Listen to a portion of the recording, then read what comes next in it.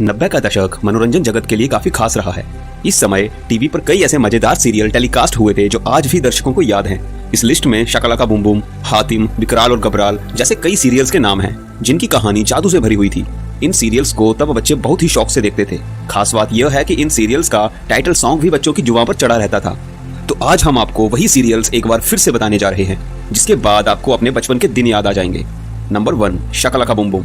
दोस्तों, शकला का बूम बूम साल 2000 में दूरदर्शन पर प्रसारित हुआ था, लेकिन कुछ एपिसोड के बाद ही यह सीरियल स्टार प्लस पर आने लगा। इस सीरियल में संजू और उसकी जादुई पेंसिल देखने को मिलती थी। सीरियल का टाइटल सॉन्ग काफी मजेदार था। इस सीरियल के आने के बाद मैजिक पेंसिल काफी पॉपुलर हुई थी। नंबर 2, शक्तिमान।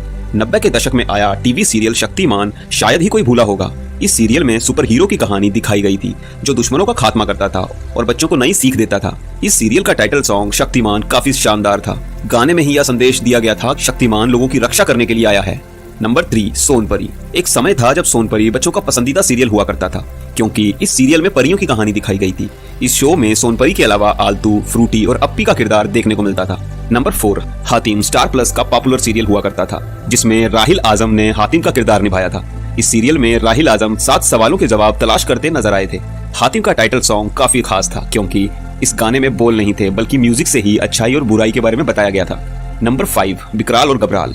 उन दिनों विकराल और घबराल एक हॉरर शो था जिसे दर्शक काफी शौक से देखते थे। ये शो 28 अगस्त 2004 तक चला था। सीरियल का टाइटल सॉन्ग भी म्यूजिक पर ही बना था जिसमें शो के किरदार अपने एक्शन भरे अंदाज में नजर आते थे। नंबर 6, कोई है। इस शो का तो नाम ही लोगों को डराने के लिए काफी था, लेकिन इस धारावाहिक के साथ टेलीविजन पर हॉरर सीरियल का एक नया दौर शुरू हुआ। इस धारावाहिक में एक हीरो लाया गया जो अपनी टीम के साथ भूत को पकड़ लिया करता था। विकराल का किरदार इस सीरियल में मामिक ने निभाया था। शुरुआत में धारावाहिक को खूब टीआरपी मिली, लेकिन धीरे धीरे इसकी लोकप्रियता कम होती गई। नंबर 7, आहट। ये शो भारतीय दर्शकों में काफी पॉपुलर था। इसका बैकग्राउंड साउंड ही काफी डरावना था। सोनी टीवी पर प्रसारित होने वाले इस धारावाहिक को लोगों ने खूब पसंद किया। ये पहला ऐसा भूतिया शो था जिसमें कंप्यूटर ग्राफिक्स का इस्तेमाल किया गया था। नंबर 8, आप बीती। दोस्तों, आपका चहीता दूरदर्शन चैनल पे आने वाला आप बीती बहुत ही खास शो था। 2000 के दशक की शुरुआत में डीडी नेशनल पर प्रसारित होने वाला पहला हॉरर शो आप बीती विविध दर्शकों से काफी बड़ी लोकप्रियता हासिल करने में कामयाब रहा था। जिस समय यह शो शुरू हुआ था वह दूरदर्शन चैनल के लिए एक स्वर्ण युग नहीं था क्योंकि उस समय कई और निजी मनोरंजन चैनल सामने आ चुके थे। आप बीती एक हॉरर शो था जिसका रनिंग टाइम लगभग 52 मिनट था। यह शो टीवी पर कुछ सीजन में एक ही समय के साथ आया था। रवि चोपड़ा, एक प्रमुख फिल्म हिंदी निर्देशक, उस समय कुछ अनूठा बनाने के इच्छुक थे, इसलिए उन्होंने एक हॉरर शो को चुना। यह चैनल के लिए बड़ा कदम था। साथ ही चैनल पर इससे पहले कोई भी हॉरर शो नहीं था। हालांकि शो के सुपरहिट होने के कारण यह कदम सही तरीके से उठाया गया था। नंबर 9, शरारत। दोस्तों, शरारत शो में बच्चों को नानी के परिवार की कहानी देखने को मिली। ये 90 के दशक की फेमस और फेवरेट सीरियल में से एक थी। इस शो में नानी और उनके परिवार की औरतें तीनों महिलाएं परियां थी जो एक चुटकी बजाकर जादू से कुछ भी कर सकती थी।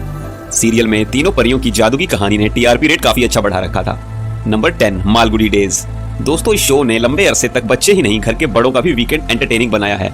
आर.के. नारायण की किताब पर बेस्ड मालगुडी डेज 1980 के दशक में दूरदर्शन पर आता था। इस शो में एक बच्चे स्वामी और उसके दोस्तों के इर्द गिर्द घूमती छोटी छोटी कहानियां थी जो एक काल्पनिक शहर में रहते थे जिसका नाम था मालगुडी। इसे OTT platform Disney plus Hotstar पर देखा जा सकता है। नंबर 11, विक्रम और बेताल। दोस्तों, विक्रम और बेताल की कहानियों की खास बात यह है कि इसमें थ्रिल भी है और एक सीख भी है। यही वजह है कि 1980 में हर घर में बच्चों और बड़ों दोनों को यह शो बहुत पसंद आया, जिसमें राजा विक्रमादित्य और शैतान बेताल की लोक कथा देखने और सुनने को मिलती थी। इसे यूट्यूब पर देखा जा सकता है। नंबर 12, फौजी।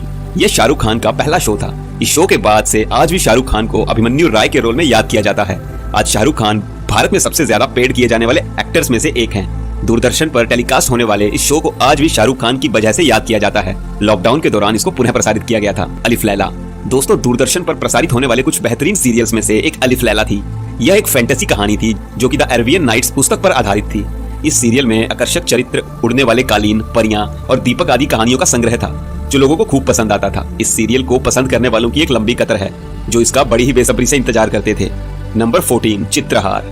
दूरदर्शन पर प्रसारित होने वाला यह सबसे लंबे शोज में से एक है। यह एक म्यूजिक प्रोग्राम था जिसमें गाने के संग्रह को दिखाया जाता था। 80s और 90s में यह बहुत ज्यादा लोकप्रिय हुआ करता था क्योंकि उस दौर में म्यूजिक सुनने के लिए बहुत कम संसाधन हुआ करते थे। नंबर 15, विक्रम और बेताल। बेताल 25 किताब पर बनी यह सीरियल उस दौर में खास लोकप्रिय थी। इसमें अरुण गोविल राजा विक्रमादित्य के किरदार में नजर आए। लगभग 25,000 वर्ष पूर्व की कहानी जो इस सीरियल में दिखाया गया है। बेताल जो कि राजा विक्रम से सवाल करता है और सही जवाब देने पर वो उड़ जाता है। इस प्रकार का कुछ इस कहानी में विषय है जिसको बड़े ही बेहतरीन तरीके से दिखाया गया है। इस सीरियल के सीन अभी भी यूट्यूब पर उपलब्ध हैं, जिसको आप देख सकते हैं। नंबर 16, राजा और रेंचो। दोस्तों, राजा और रेंचो एक डिटेक्टिव कहानी थी जिसका निर्देशन मुरली नालप्पा राजन वागदेरे ने किया था। यह कहानी जासूस राजा और उसके असिस्टेंट जो कि बंदर होता है पर आधारित थी। इसमें दोनों अपनी बुद्धि का इस्तेमाल करके नए नए केस को सॉल्व करते हुए नजर आते थे। बाद में ये शो डीडी मेट्रो पर भी प्रसारित किया गया था। नंबर 17, चंद्रकांता। 4 मार्च 1994 को यह धारावाहिक दूरदर्शन पर शुरू हुआ था। देवकी नंदन खत्री के उपन्यास पर बने इस सीरियल को लोगों ने खूब पसंद किया। इस सीरियल के किरदार क्रूर सिंह को लोगों ने काफी सराहा। क्रूर सिंह के अलावा जादुई अय्यर, पंडित जगन्नाथ ऐसे चरित्र थे जो आज भी लोगों को याद हैं। सीरियल देखने के लिए बड़ी बेसब्री से रविवार की सुबह का इंतजार किया जाता था। नंबर 18, रामायण। दोस्तों, साल 1987 में प्रसारित हुए रामायण को रामानंद सागर ने बनाया था। यह वो दौर था जब भारत में टीवी का दौर दस्तक दे रहा था और इस शो ने उस दौर में लोकप्रियता के सभी रिकॉर्ड्स तोड़ दिए थे। रामायण जब प्रसारित होता था तो सड़कें सूनी पड़ जाती थी। रामायण के कलाकारों को भी कई लोग भगवान समझकर पैर छूने लगते थे। इस शो की लोकप्रियता का ही आलम है कि भारत सरकार ने 32 सालों बाद लॉकडाउन के लिए इस शो का दोबारा प्रसारण करने की अनुमति दी थी। नंबर 19, महाभारत। रामायण की तरह ही दूरदर्शन पर महाभारत सीरियल ने भी जमकर धूम मचाई। ये सीरियल 2 अक्टूबर 1988 को पहली बार प्रसारित हुआ था। इस सीरियल का सबसे खास हिस्सा मैं समय हूँ था। ब्रिटेन में इस धारावाहिक का प्रसारण BBC द्वारा किया गया था, जहां इसकी दर्शक संख्या 50 लाख के आंकड़े को भी पार कर गई, जो दोपहर के समय प्रसारित किए जाने वाले किसी भी धारावाहिक के लिए एक बहुत बड़ी बात थी। नंबर 20, श्रीमान श्रीमती। दोस्तों, दूरदर्शन पर प्रसारित होने वाले इस कॉमेडी सीरियल के सहारे अर्चना पूरन सिंह ने काफी लोकप्रियता हासिल की थी। 2 कपल की लाइफ पर फोकस करते इस शो में रीमा लगू, अर्चना पूरन सिंह, जतिन और राकेश बेदी ने मुख्य भूमिका निभाई थी। इस शो को जतिन और रीमा के करियर के सबसे महत्वपूर्ण रोल्स में शुमार किया जाता है। दुर्भाग्य से दोनों सितारे आज हमारे बीच नहीं हैं। Number 21, flop show. दोस्तों, यह एक ऐसी उपलब्धि है जिसकी बराबरी आज भी कई कॉमेडियन या लेखक नहीं कर पाए हैं। यह शो हास्य कलाकार जसपाल भट्टी द्वारा लिखा और निर्देशित किया गया था, जिन्होंने खुद को मुख्य किरदार के रूप में भी निभाया था। उनकी पत्नी सविता भट्टी ने शो का निर्माण किया और उनकी पत्नी के रूप में ही सभी एपिसोड में अभिनय भी किया। ये धारावाहिक उस समय एक आम भारतीय के सामने आने वाली सामाजिक सांस्कृतिक समस्याओं का एक व्यंग्य था। शो के केवल 10 एपिसोड का निर्माण किया गया था और फिर भी मिस्टर बीन की भांति वे 10 एपिसोड किसी भी खजाने से कम नहीं थे। नंबर 22, जंगल बुक। जंगल जंगल पता चला है, चड्डी पहन के फूल खिला है। गुलजार की ये लिखी लाइंस शायद हर किसी को याद होगी। इस गाने में संगीत दिया था विशाल भारद्वाज ने। मोगली तो हर घर में फेमस था। रात में 9 बजे दूरदर्शन पर यह एनिमेटेड सीरीज आती थी। नंबर 23, सुराग। यह सुपरहिट डिटेक्टिव शो साल 1999 में हर सोमवार रात 10 बजे से 11 बजे तक आता था। सीआईडी इंस्पेक्टर भरत के किरदार में एक्टर सुदेश बैरी जब एंट्री मारते तो सोता आदमी भी जाकर तुरंत टीवी की स्क्रीन में नजरें गड़ा लेता था। अपनी जिप्सी से उतरकर मौके पर पहुंच सबूत की तलाश में जुटना और फिर श्रीवास्तव को बुलाकर सबूत के बारे में बताने का जो अंदाज था, उसके तो कहने ही क्या। यह डिटेक्टिव सीरियल 90 के दशक का सुपरहिट सीरियल था। भले ही सुदेश बैरी ने इसके बाद कई टीवी शोज और फिल्मों में काम किया, लेकिन जो जलवा उन्होंने सुराग में बिखेरा उसके आगे सब फीका है। नंबर 24, जासूस विजय। इन सभी हिट शोज के बीच हम भला जासूस विजय को कैसे भूल सकते हैं। वह शो जिसके जरिए केस सुलझाने के अलावा HIV और एड्स के प्रति जागरूकता भी फैलाई जाती थी। पॉपुलर एक्टर आदिल हुसैन ने इस सीरियल में जासूस विजय की भूमिका निभाई थी, जबकि ओम पुरी इसमें सूत्रधार बने थे। नंबर 25, तू तू मैं।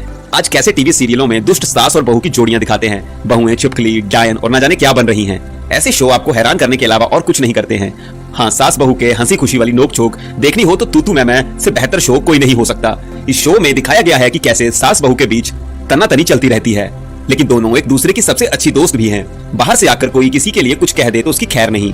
रीमा लागू और सुप्रिया पिलगांवकर ने इस कॉमेडी शो में करोड़ों लोगों का दिल जीता था। दोस्तों, हमें उम्मीद है कि इन सीरियल्स को एक बार फिर से देख आप भी यादों की गलियों में चले गए होंगे। ये सभी सीरियल्स 90 के दशक के बच्चों के फेवरेट शो हुआ करते थे। अगर आपके बचपन का भी कोई फेवरेट शो है तो हमें कमेंट के जरिए जरूर बताएं और इस वीडियो को अपने दोस्तों के साथ शेयर करें और लाइक करें। साथ ही हमारे चैनल को जरूर सब्सक्राइब करें। धन्यवाद।